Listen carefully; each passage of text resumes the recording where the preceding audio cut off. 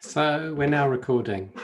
Today we're gonna talk to a very good friend of mine, Mark James, and we go back a long way, a very long way, and we're now living probably the furthest we could possibly live apart. I, I'm in, as you know, I'm in UK, and Mark is well. Why don't you tell us where you are? Good morning, Ted. Good morning, everyone. I am living in the north of the South Island of Aotearoa. So I should really say Kia ora.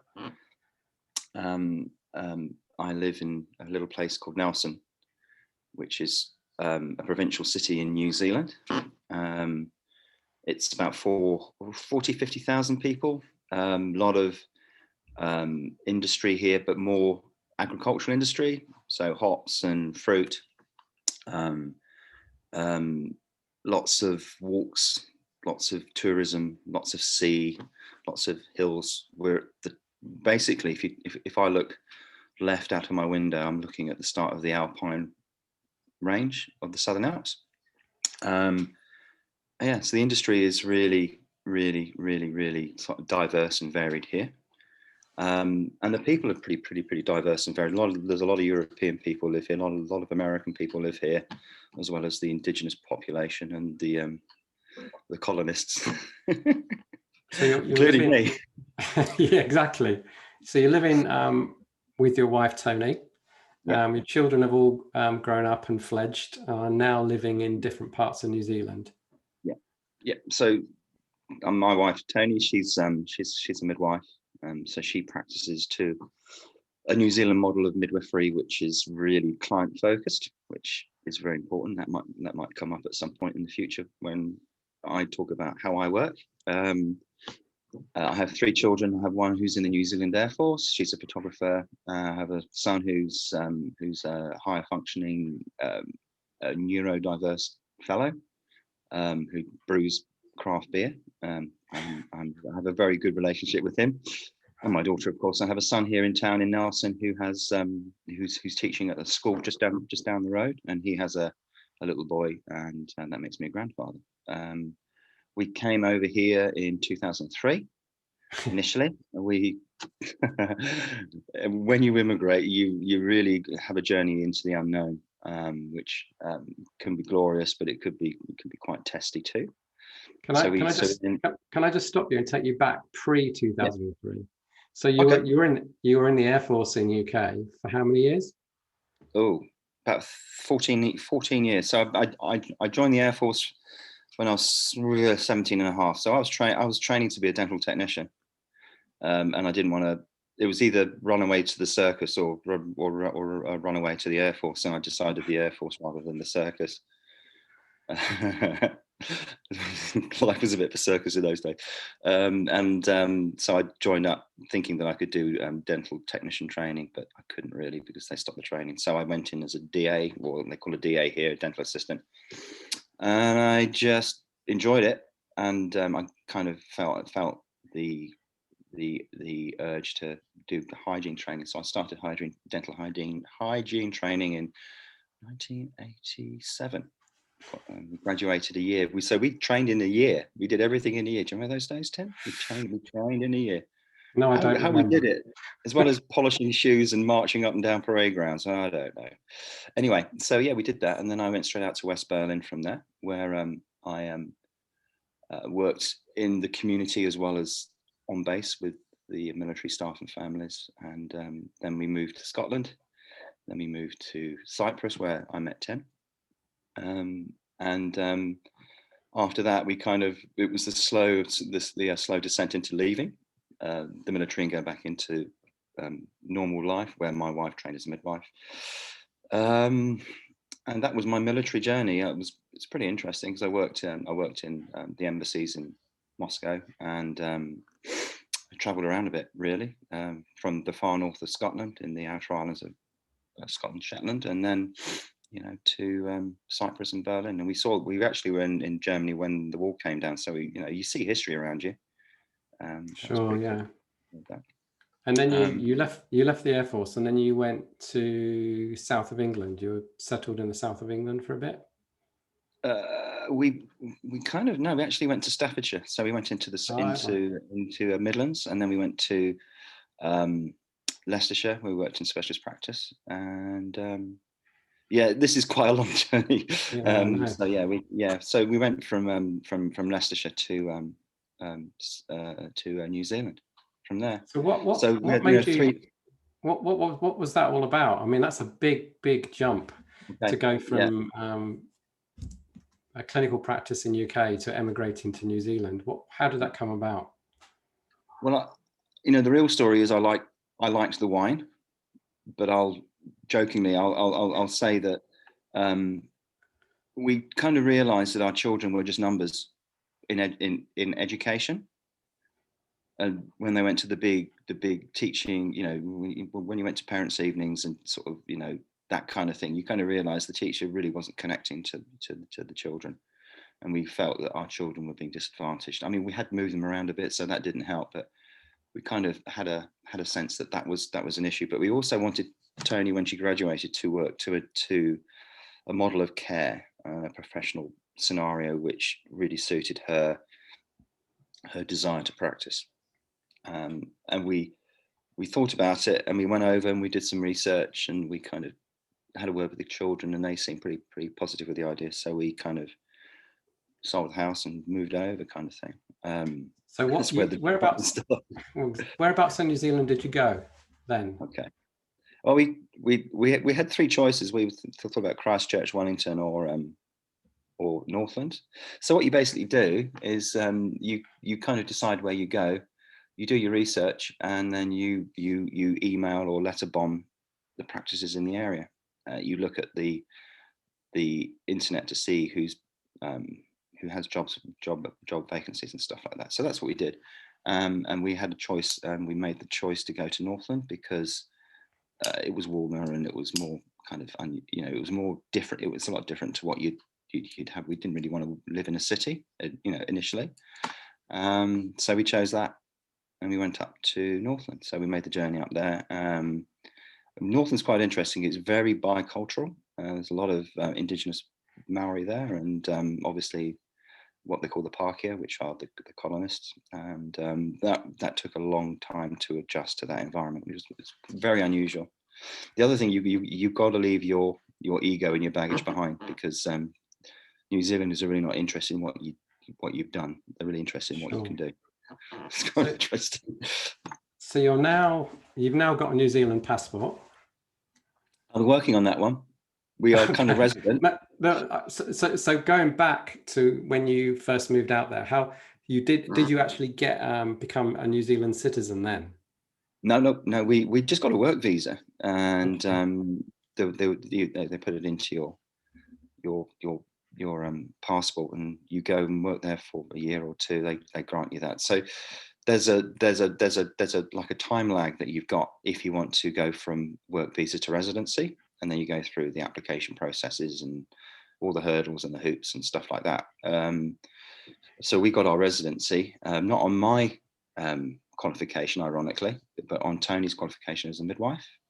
And we had a few interesting journeys with that, but yeah. And so that didn't work out. That first time in New Zealand didn't work out because you came back to UK, which is where I was confusing the southern part of England, because that's where you it's easily done, Tim. Exactly. So you'll now find yourself back in the southern part of UK. Yeah. So basically we had a bit of a drama. The practice I was working in, I got a bit alienated by the approach, and I decided to go back to UK for a year. So I came back to UK. I worked in UK for a year, where I was brought up and where I was educated. Went back to New Zealand after a year. This is I'll give you the abridged version. We kind of had a real family crisis. So our oldest son got critically ill, and he was in intensive care for quite some time. That really brought about some massive moments of decision making, and then we decided to go back to UK as a family to heal and repair, and we did that. And we stayed in the UK for 7 years, which was quite a journey, a drawn out, but it was a really interesting journey, because it kind of brought a real urgency and a real perspective to changing our life and changing how we see things from an environmental perspective, and more of a natural approach. And that was the start of the journey, really. That I think, to be quite honest, that was embryonic in who we are and where we are now. And yeah, so that was the the touch paper. Sure. Really. So you went. Then you decided, right, we need to go back to New Zealand. Well, no, hang on a second. My wife decided. Right. Okay. And every good marriage has a balance of decision making. And to be quite honest, I mean, I wasn't 100% sure, but it kind of turned out to be the right decision to make at the time. And here we are now. Yeah, we kind of got to a point where we thought that our children were at university. One was in New Zealand, 2 were back in the UK and getting into their 2nd and 3rd years. And we thought, well, do you know what? It's time for us to leave the nest, and they'll come over when they come over. And that's what we did. I mean, our oldest son was the one we kind of went over at the same time, because we had to keep an eye on him too, because he still wasn't 100% well. So there was a hard choice to make. It was a good one. So we came back to Wellington. I don't know if any of you guys out there have ever been to Wellington, but it's one of the funkiest, most eclectic cities in the world. I mean, it's the capital city, although people think Auckland is the biggest. Wellington's the place to go. The weather is pretty extreme on times, but the place is amazing. So we started that journey there, and we took we were there for about a year and a half, and then quite by chance, this is where Tim and I link up as well, to be honest with you, because I went on an EMS. I don't know, you guys probably know what EMS is, with equipment and stuff from Switzerland. I went on a course in Auckland, and I met another hygienist who was leaving her practice in Blenheim, and she's really quite near here in Nelson. It's just across the way, where they grow 80% of the grapes for the New Zealand wine industry. That was it wasn't a major draw. Not. So we went to Blenheim, and I worked at her practice where she left, and Tony became an independent practitioner, which is something that you can't do a lot elsewhere. It's not a hospital model of care, unless there are risks involved, obviously, or you want a hospital delivery. It's more of a client-centered model of care, where you can have home births and you're supported, which is great. So you basically had the midwife that you choose right throughout right throughout your pregnancy and a little bit after. So that was the decision making. So we left Wellington to Blenheim, and so if any of you guys sup a glass of Oyster Bay, or a glass of let me think, Villa Maria, yeah, With the hills. With the hills, yeah. That's I know where it came from. So yeah, we carry on, Tim. But you're not in Blenheim now. No. So we again, we had another family drama. That is the case. So our son, who got critically ill back in 2000, or whatever, he got critically ill again. So he had to move from where he was living with his wife and his son. So they came to live with us in Blenheim, but they were deciding to move to Nelson, because he was a teacher, trained as a teacher, and she was doing her nursing degree, and she decided to do her training here, because you can't do training in Blenheim. So because Blenheim's smaller, and the educational centre for training was here, so they moved over. But we made a decision at the time to we're not quite helicopter parents. We're not we don't have the propellers. We just we land and we stay nearby. So that's why we came here. But it was good fortune, because the lady who helped me find a job in Blenheim helped me find a job in Nelson. and she left her practice to go about her life, and I took over from her. So it looks a little bit kind of incestuous when you think about it, but New Zealand is it's such a small country. There's not 6 degrees of separation; it's just 1 or 2. So you do. So if you're doing something in Northland, people in the south, the southern part of New Zealand will know what you're doing, and vice versa. It's very goldfish bowly, very, very family. Yeah. So talk to us about your current practice, because you're happy with what you're doing now, aren't you? Well, it's interesting because this time last year, I mean, I'm sure a lot of people can agree with this sentiment. Everything was thrown into confusion, and I was thrown into confusion because I was here in lockdown only for 5.5 weeks. Funny, I would say we're in lockdown for 5.5 weeks, but it was an extreme lockdown. It was like nothing moved basically, unless you had a pet and you had to walk your dog, and everyone was like at the windows going, "He's walking his dog." But my wife, as a midwife, being an essential worker, was working all the way through it. So this is going to sound a little bit kind of fruity, but she used to get in from work and strip at the back door and get in the shower. I used to dump her clothes into the washing machine with gloves on, because we just didn't know the extent of the problem. But that kind of made me really feel that my value was not really centered on being essential in the moment. So I had to really make I had a feeling that perhaps nursing was going to be a lot more essential in the future. So interestingly, I applied to the nursing college that my daughter-in-law was, and within about half an hour I was accepted. Wow. Yeah, so that brought about an option. So I think basically I was just fishing for options. I think, well, I've been a hygienist since 87, 88, and where do I go with this? And there came a point where I thought maybe my journey's over, and I should perhaps consider an alternative career. But my daughter-in-law, her experience was quite interesting, because basically she was coming to the end of her training, and she was basically getting really stressed and anxious about where she was going to work. And I was saying, well, you're going to work here, aren't you? And she said, well, not necessarily. I said, well, what do you mean? He said, well, when we graduate, we are pulled into like a lottery bag, and you're kind of told where to go. And I really couldn't get my head around that. I thought, well, hang on a second, you have to, you're told where to go to work. You don't think, I'm going to go. Wow. So yeah, I thought, well, hang on a second, I'm not going to do a 3-year degree and then be told I'm going to go and work in a place in Invercargill. No way am I going to uproot my family, my wife and her career. So I had to make a decision, and we'd come out of lockdown, and I just thought, well, do you know what? Maybe there is another route. I'm sure everyone's felt this, but you kind of searching for where you want to go with your career.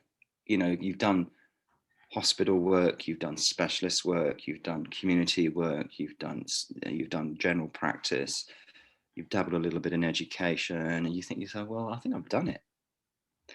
But you kind of realize that if you just listen to what other people are doing, especially where I work in one of my practices here in Nelson, there's room for learning growth. So my journey now is my learning growth. So going back to the original question, I work in 3 practices. I work back in Blenheim from time to time to support my colleagues and my friends there, because I feel I have a duty of care to help these people. So it's not a business decision as such. It's more of a decision of the heart to work there and help them whilst they're looking for a hygienist. I'll say that a bit now. Looking for a hygienist. So if you're interested in working in New Zealand, there are still job opportunities. Okay, and I work in another practice in Nelson, and I work in this interesting orthotropic general practice, as well as they're doing other things too, which is quite interesting, like Invisalign and stuff like that. So then they're arch expansion and a moving of teeth, but not in a massively invasive way, which is cool. and I'm part of that now. So so rather than be a hygienist working separately down the end of the corridor when they're all doing their stuff up the other end of the corridor, I'm quite intrinsically linked into how they decide what to do in terms of cases and the oral health situation there too, how to improve it and maintain and manage it. Sounds good. Yeah. So if you were to give anybody any advice, well, first of all, what advice would you give anybody who's thinking of leaving their country and coming to live in New Zealand to do anything, not specifically dentistry? Do your homework. Do your homework. So it's it's not just about the work, it's about the culture, and it's about the costs, and it's about leaving family and friends behind. That's not as tricky as it seems, because COVID has taught my mum of 82 how to Zoom, and she's a bit of a diva now with Zoom.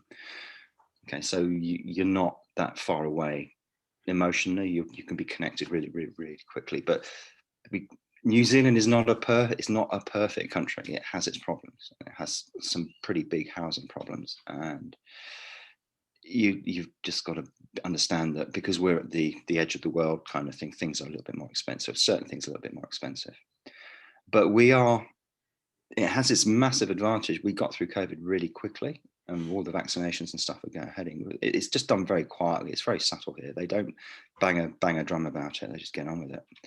And the culture is pretty, if you're English or you're American and you like to, think things over, you're not a direct person, you learn to be very direct very quickly, because they will, they won't listen to you if they want to be told straight. So if you're concerned about breaking the news that someone's got periodontal disease, don't worry about it. Just tell them. they'll get it, and they'd rather get it straight. Which is a lesson that I've learned. It's not to beat around the bush, not to be fluffy in English, and no. Sure. But, yeah. So my advice would be: do your homework, do your research, think about your family, think about what you leave behind. But sometimes it's that first step is the most important step in making the decision to come. And there is opportunity here. For all sorts of people and professions. What about specifically being a dental hygienist in New Zealand as compared to being the same profession in UK? Well, I really enjoy working here. I think, the best way to say this is to be really confident in what you do, believe in what you do, believe in how you can contribute to your practice and your colleagues, and demonstrate it. That might mean that you have to get outside your comfort zone and say, look, do you know what? I'm going to do a presentation to you guys so you know exactly who I am, what I believe in, and where I feel the message needs to be. And I've done that many, many times. And in fact, yesterday, I got a call from the practice in Blenheim. They want me to go to talk to the drug rehabilitation people there, because they want there. So I think extend yourself move outside your clinical environment, and make that journey beyond your surgery. I think is really important, really important. And I'd also say it's an opportunity for you to learn different things. And you might think that New Zealand is 20 years behind. I was told that when I left the UK. Oh, you go to dentistry and be 20 years behind, but no, it's not. And there's some really cool, creative people here, who are who can practice and want to practice in their way. And I think that if you, depending upon how you view your clinical practice, you can grow it. It has width and breadth to evolve, and that's what I've done. I've evolved completely as a clinical practitioner. In fact, on that point, how would you, if you kind of take yourself back for when you first started out in clinical practice after you left the military, how's your mindset changed now with regards to treating patients? Well, I think for me, I am super client focused. I'm not massive on instrumentation. I'm massive on this. You'll like this, Tim. I'm massive on facilitation. I'm massive on. Someone once told me, who I'm looking at, the only thing I do is I ask them what the patient needs. And it's really interesting how people who you wouldn't think have a word of wisdom actually have it. No, that's not. I'm not being rude to you. That was a really good bit of wisdom. But I had a DA who said to me, always confirm understanding. Always make sure that they know what you said. So what I do, you kind of take all that information and you just basically center it as a learning journey. The client is on a learning journey. First thing they don't want is pain. Second thing they want is value for money. And the third thing you want is them to affirm that, get something out of it, go away, come back again, tell a friend. It's as simple as that. It doesn't have to be complicated. It doesn't have to have bells and whistles and machines that go bing. You just really want to create an environment where they are safe, where they feel that they can trust you, you build that relationship and you grow their knowledge. Now, I have what I would call an ecological and evolutionary approach to my practice. And that sounds a bit fluffy. I don't think it's woke. I just think that you've got to explain to people they have an environment of ecology in their mouth, and how they manage it and how they work with it and how they evolve it is critical to their dental health and their general health. And it's really simple as that. You don't have to make sort of dental health approach any more complicated than it is. Yes, we do instrumentation. Yes, we use ultrasonics. We use airflow systems, but we're working with the ecology and the immune system. That's how I read about it. Do you find you're talking a lot more about diet nowadays compared to 20 years ago? Yes, I do, but not. This is the interesting thing, because this is evolving too. So we talk about diet, but I also talk about things that dehydrate mouths. I talk about pH imbalance. So do you remember the days when we say this is a can of Coke and this is 10 teaspoons of sugar, and we've got. I talk about that to a certain extent, but the problem you get with that approach, I think, it becomes a preachy approach. And it could become a negative approach. So if you can bring into the equation the fact that what they're eating is creating this imbalance within their mouth, whether it's their teeth or their gums, their flora, and you can link it with the evidence that you know to systemic health issues. That's so basically my approach is what environmental pressures can bring about the wrong kind of change and the wrong kind of response from your body and your bacteria. Good approach. So coming towards the end now, I mean, when we first started O'Hare University, this was going back into 2012. We initially we looked for 6 people that we knew around the world to go off and do a research project, because we wanted to learn about what people would do within their own practices, given the opportunity to go away and do it. And you were one of the people that we chose to do that, because we really respected and trusted your experience and what you would bring to the table. I think really as a bit of a maverick and a bit of a free thinker who's not afraid to say it as it is. And so that was back in 2012. What do you think's changed since then in the world of dental hygiene? But more importantly, what do you think needs to change? Good question. What's changed? I think dental hygiene has changed because especially in New Zealand. I'll speak about New Zealand. Dental hygienists are a dying breed. They're not training dental hygienists anymore. They're training dental hygiene therapists.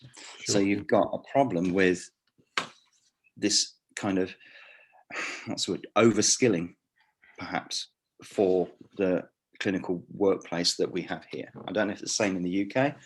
I don't know how many dental hygiene therapists are doing more therapy or doing more hygiene, or there's a balance between the two. In America, just for American viewers, that would be a mid-level provider, a dental therapist. Okay. So if I was in their shoes, I think I'd feel conflicted, because there's a degree of restorative practice there, and there's obviously a degree of preventative practice. That's the change. So me as a dental hygienist, I actually feel that, you know, the sands of time sort of passing by.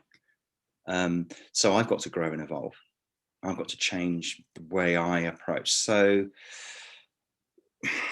I'm going to think more, spoiler alert, I'm going to think more about airways and more about breathing, and think slightly outside the mouth. I think that's probably where the future is going to go, because we have people, some of the people who turn up who have sleep apnea, and you think, crikey, you're only 30 years old. What's the problem? And when you see that they have restricted airways, or their arches aren't sort of formed properly, their tongue posture and stuff like that, it's quite. So my future learning journey, which I thought was going to be nursing, is going to be along that line.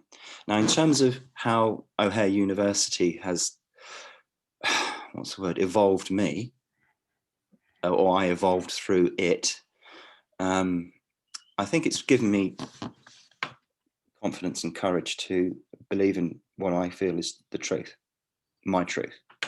And it's given me purpose, and it's given me insight. It's also given me the tools I need to actually demonstrate it. So it's another plug. I love writing. So I write, I have what they call a living journal, and it's online. It's free, you don't have to pay for it, but I just write down about my journey. So going back to that, and how learning's changing in our field here, and I'm sure it's reflected through Australia and into the UK. I'm not sure about the States. Some of our continuing professional development is not just about the work we do, it's about how we grow ourselves, which I think is a really good way to demonstrate change, not just about the instruments you use and how they bring about change, but how you change, or how you go about bringing about change in your work setting. So that's where the O'Hare University comes in. It kind of brings you into that realm where you can use the skills and use the knowledge that you've gained as part of that learning journey that you do with the likes of Tim and Trish, and evolve that beyond your scope of practice into your life, which can be part of what your practice is. So, for example, and I'll plug this gratuitously, I'm now a beekeeper, and just outside the window there is a hive, and over there's a hive. So you might think, well, what's that got to do with dentistry? But it has everything to do with dentistry, because there's propolis in that hive, and there's manuka in that hive over there, and these are in dental health products and general health products. But more importantly, you're looking at a culture, you're looking at a community, you're looking at maintaining and managing that community. Guess what you're doing as dental hygienists? You're doing exactly the same thing, but you're doing it in your mouth or in your client's mouth. And so that's where, and I'll write about it too. So that's where the creative side of me beyond dentistry is kind of evolving. So you guys could do this exactly the same thing. You could write about your practice, you can write about your interests, and link it to your professional workplace and your learning journey. Because don't forget, every day's a school day. I think that's a really good moment to stop recording. I'll stay on because I'll chat to you afterwards. But thank you very, very much for your time. Really appreciate your words of wisdom.